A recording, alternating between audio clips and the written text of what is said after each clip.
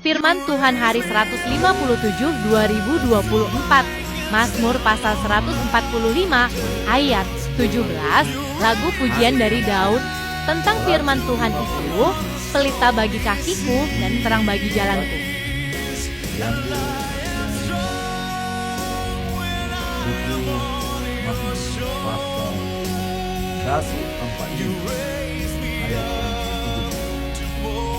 Lagu pujian dari Daud Perikop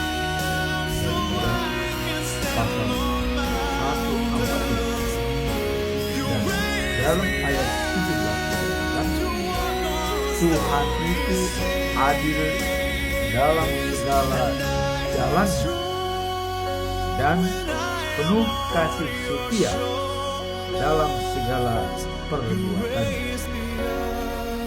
Bacaan pagi 1 Petrus 2 ayat yang pertama sampai dengan yang ke-8.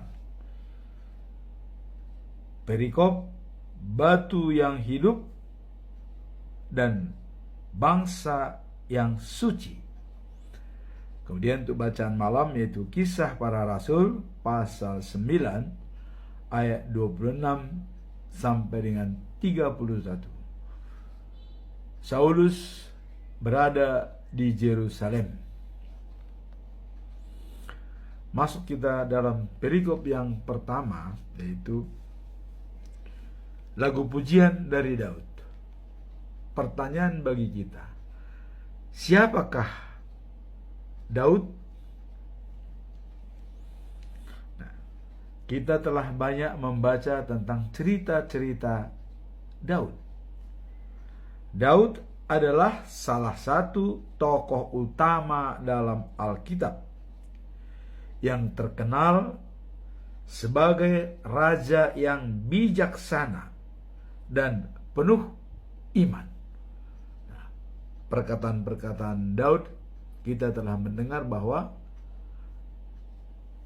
kemurahan dan kebijakan ada pada diri saya seumur hidupku, katanya. Dan kemudian dilanjutkan, sepanjang masa aku berada di rumah Tuhan.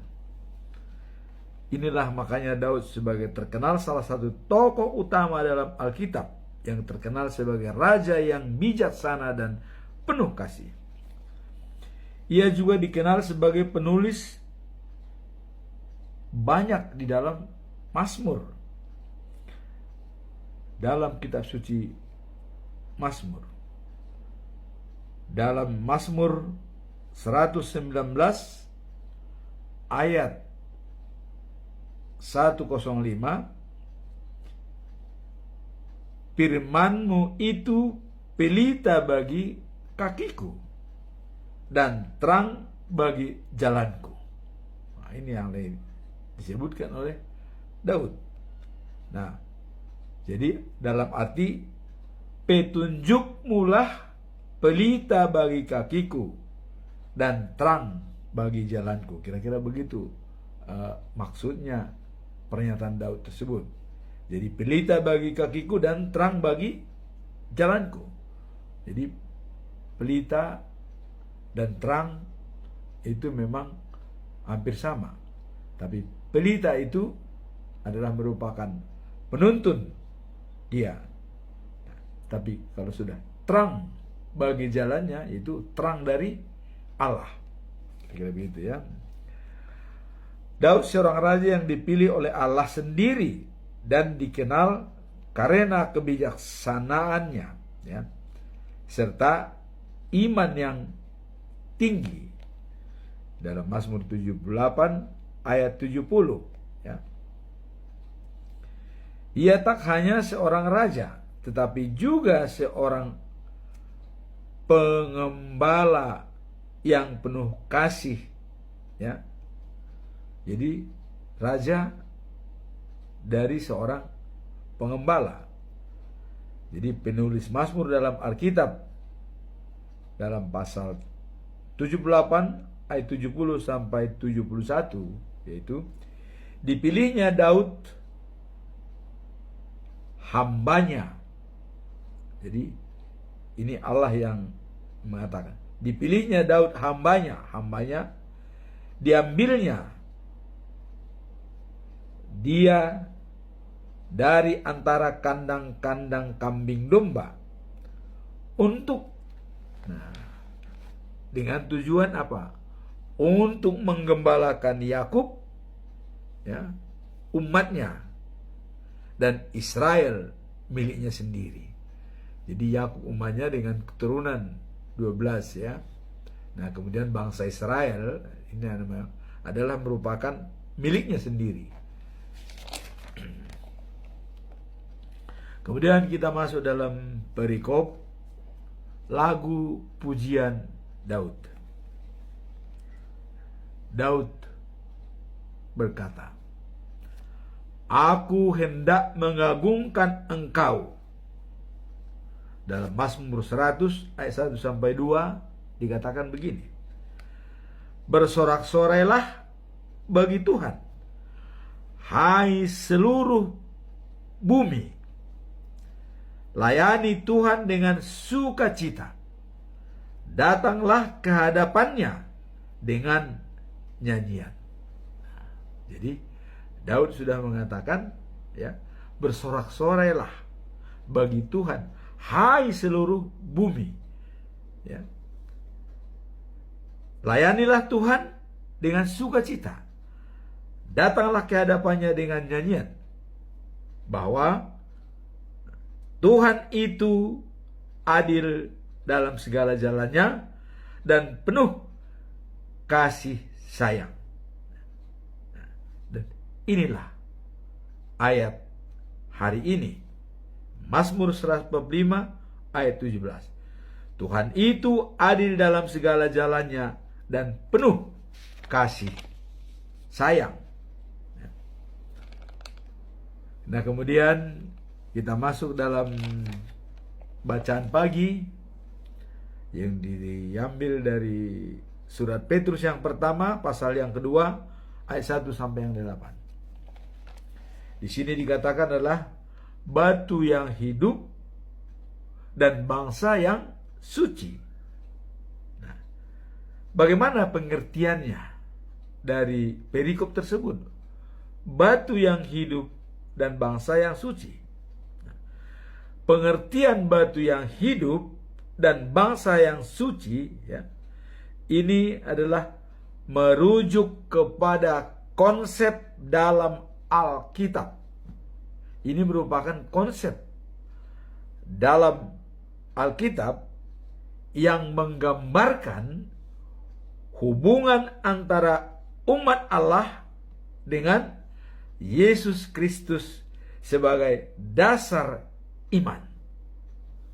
Inilah pengertian batu yang hidup dan bangsa yang suci, ya. Jadi merupakan suatu konsep dalam Alkitab yang menggambarkan hubungan antara umat Allah dengan Yesus Kristus sebagai dasar iman. Apa itu batu penjuru atau batu yang hidup? Batu yang hidup adalah melambangkan Kristus sendiri, ya, yang diakui sebagai dasar teguh bagi iman dan bagi semua umatnya. Jadi batu yang hidup itu adalah sebagai Yesus, ya, sebagai dasar teguh bagi imannya, bagi iman semua orang. Inilah dasar membuat orang beriman. Batu yang hidup itu adalah Yesus. Nah, kemudian bangsa yang suci itu apa? Bangsa yang suci mengacu pada umat Allah. Jadi semua umat Allah itu dianggap bangsa yang suci, yang dipilih, nah, dan dipisahkan untuk melayaninya dengan kesucian dan ketaatan. Nah, jadi ini kembali lagi dengan kesucian dan ketaatan. Nah, kemarin panggilan hidup suci. Nah, sekarang melayani dengan kesucian dan ketaatan.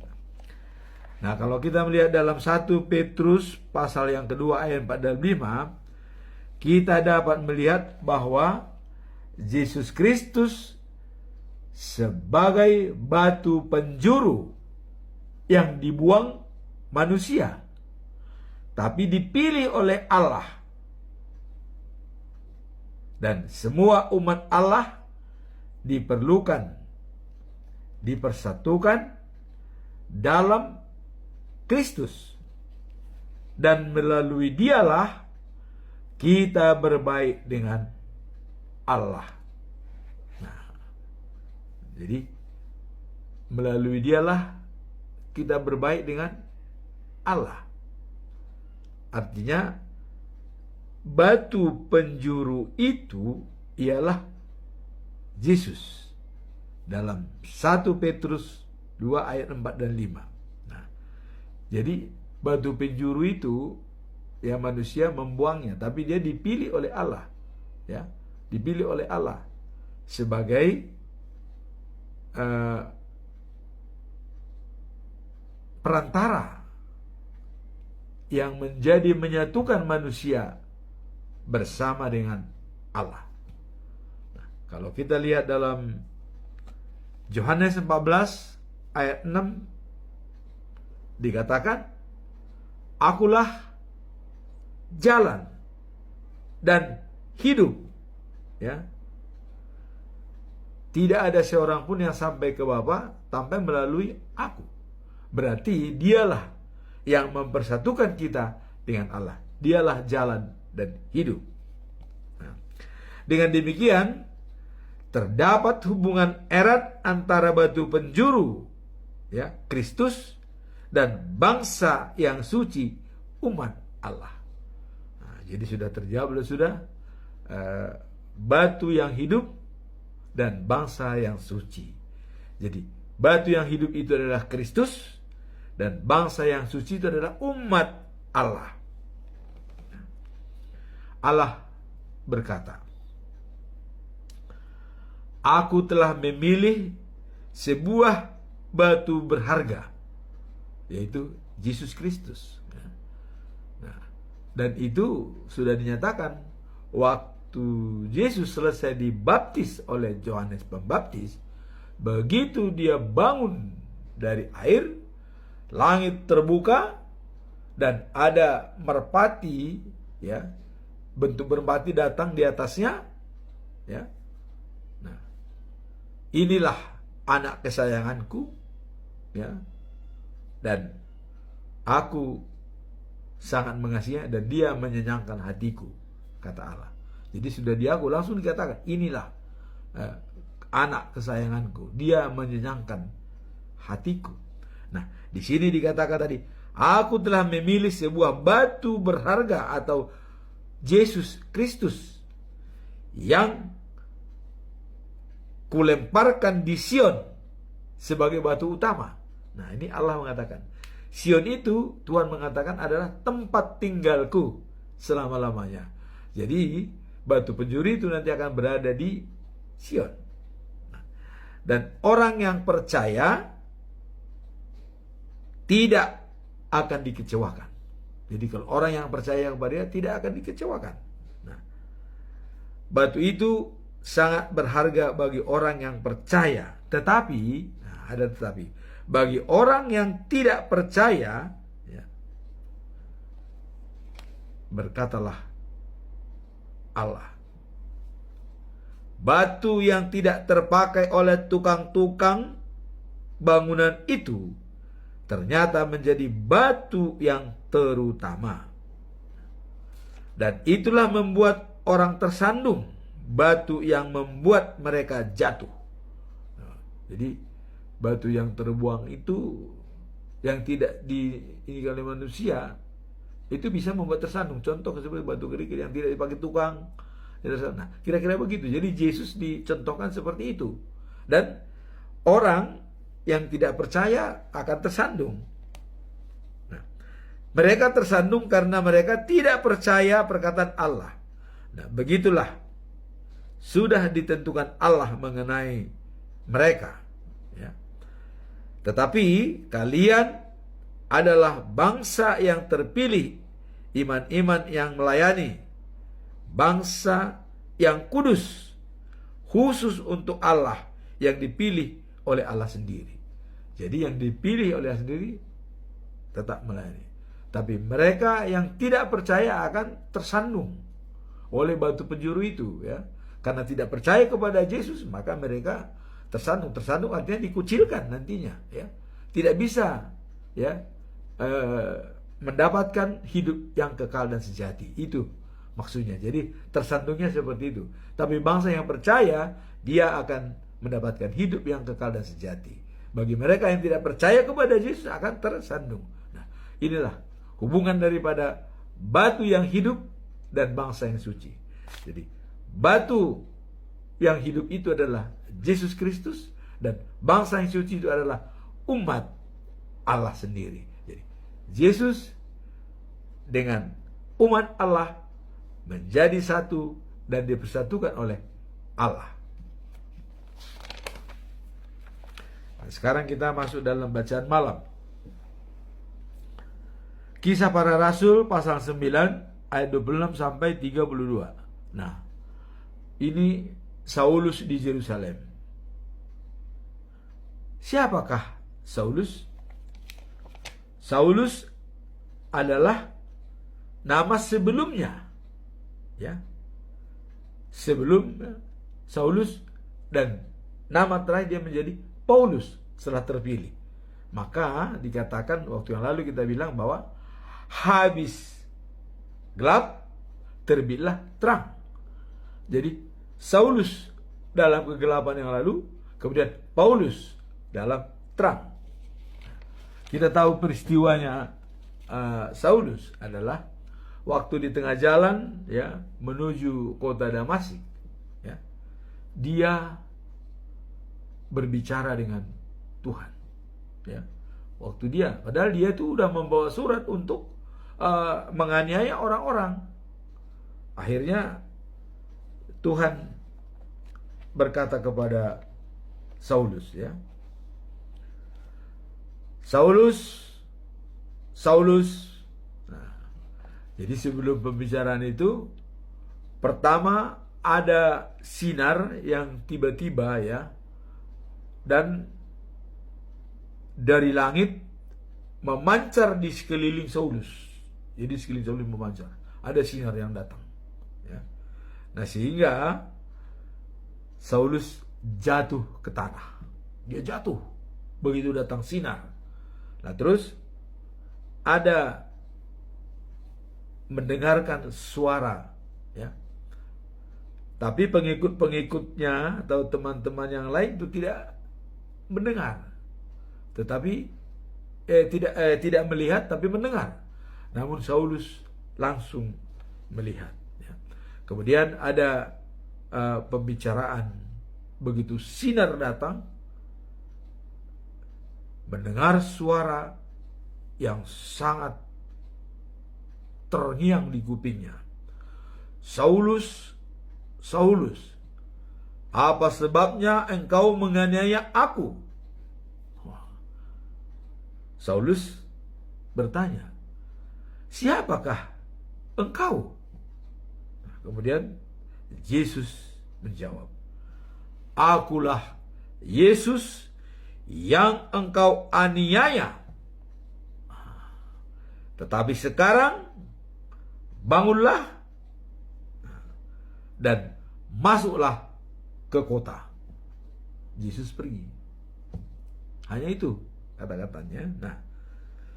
Nah, kemudian di situ akan diberikan kepadamu apa yang akan kau lakukan. Jadi sudah dikatakan, begitu dikatakan bangunlah, di situ akan dikatakan kepadamu apa yang akan kau lakukan. Nah, jadi sekelilingnya Saulus itu mendengar suara tapi tidak melihat, ya. Nah, kemudian Saulus bangun, apa yang terjadi? Matanya sudah buta. Nah, 3 hari lamanya dia buta dan dia tidak makan dan tidak minum, ya. Kemudian di Damasik ada seorang pengikut Yesus yang namanya Ananias. Kemudian Yesus berkata kepada Ananias, Ananias, nah, itu kira-kira katanya. Ananias, saya Tuhan, katanya. Kemudian Tuhan berkata, ayolah, berangkatlah sekarang, pergilah ke rumah Judas. Nah, tapi Judas ini bukan Judas Iskariot ya. Judas itu adalah anak daripada Yakobus ya, salah satu rasul. Nah, pergilah ke rumah Judas di jalan lurus. Jadi dari tempat dia ada jalan lurus, di situ ada Judas dan di situ ada orang-orang ya. Nah, kemudian tanya di sana orang yang bernama Saulus. Jadi diperintahkan oleh Tuhan, tanya siapa yang bernama Saulus yang berasal dari kota Tarsus. Ini supaya jelas mereka melihat. Nah, kemudian orang itu sedang berdoa katanya. Mereka sedang berdoa ya. Dan dalam pengalaman dan dalam penglihatan ia melihat seorang laki-laki. Jadi pada saat berdoa dalam penglihatan katanya mereka melihat seorang laki-laki yaitu bernama Ananias datang kepadanya supaya dapat menyembuhkan Saulus, membuka ininya. Kemudian Ananias menjawab, Tuhan, saya sudah mendengar dari cerita-cerita orang tentang dia banyak menganiaya di Yerusalem, ya, dan malah minta izin kepada imam-imam untuk menganiaya orang-orang yang percaya kepadamu. Ini kata Ananias. Nah, kemudian Tuhan berkata, Ananias, pergilah. Artinya kamu pergi aja lah ke sana, ya, nggak usah lagi pikiran yang lain. Sebab aku telah memilih dia untuk melayani aku supaya ia memberitakan aku kepada bangsa-bangsa lain yang tidak beragama Yahudi dan kepada raja-raja serta kepada umat Israel juga. Nah, jadi Yesus mengatakan, saya telah memilih dia, ya, untuk melayani saya, kata Yesus ya, supaya ia memberitakan aku kepada bangsa-bangsa lain, juga kepada Yahudi, ya. Jadi selain beragama Yahudi, juga bangsa-bangsa lain dan juga raja-raja sudah diperintahkan oleh Yesus bahwa dia akan melayani. Dan aku sendiri akan menunjukkan kepadanya semua penderitaan yang harus ia alami karena aku. Jadi Yesus sudah menyatakan itu, bahwa ada nanti penderitaan pada ya, kita lihat di penjara, dimusuhi ya, karena dia pergi Kristus. Nah, kemudian Ananias pergi ke rumah Judas ya, anak Yakobus, dan meletakkan tangannya kepada Saulus. Jadi tangannya diletakkan kepada Saulus, langsung berkata, saudara Saulus, Tuhan Yesus yang saudara lihat di tengah jalan. Jadi Tuhan Yesus yang saudara lihat di tengah jalan, dialah yang menyuruh saya datang kepada saudara supaya dapat melihat dan dikuasai Roh Allah. Nah, pada saat itu dia melihat, maka ya, dia mulai mengajar di Damaskus, ya.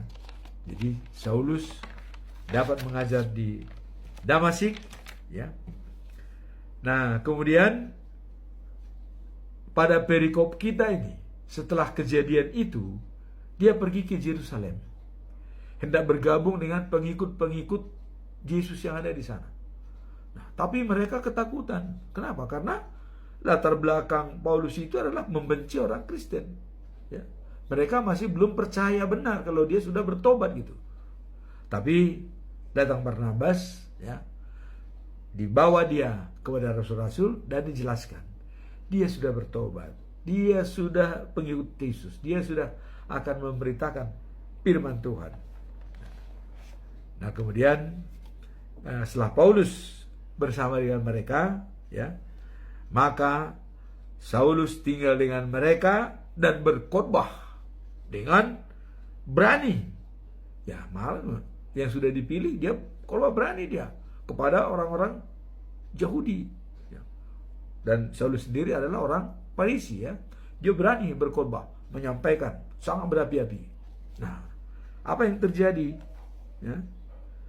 Nah, setelah dia berdebat dan berbicara dengan orang-orang Yahudi, ya, yang berbahasa Yunani, ya, tetapi apa yang terjadi? Mereka berusaha untuk membunuhnya. Nah, karena berusaha untuk membunuh Saulus, dengan adanya perdebatan orang-orang Yahudi tadi, mungkin mereka benci. Kenapa kok dia tadinya dia teman kita, tahu sekarang kok pengikut Tuhan, kira-kira begitu. Nah, jadi mereka membenci. Nah, akhirnya ketika orang-orang percaya mengetahui tentang rencana-rencana mereka, nah, maka ya mereka membawa Saulus ke Kaisarea, kemudian mengirim dia ke Tarsus, tempat asalnya.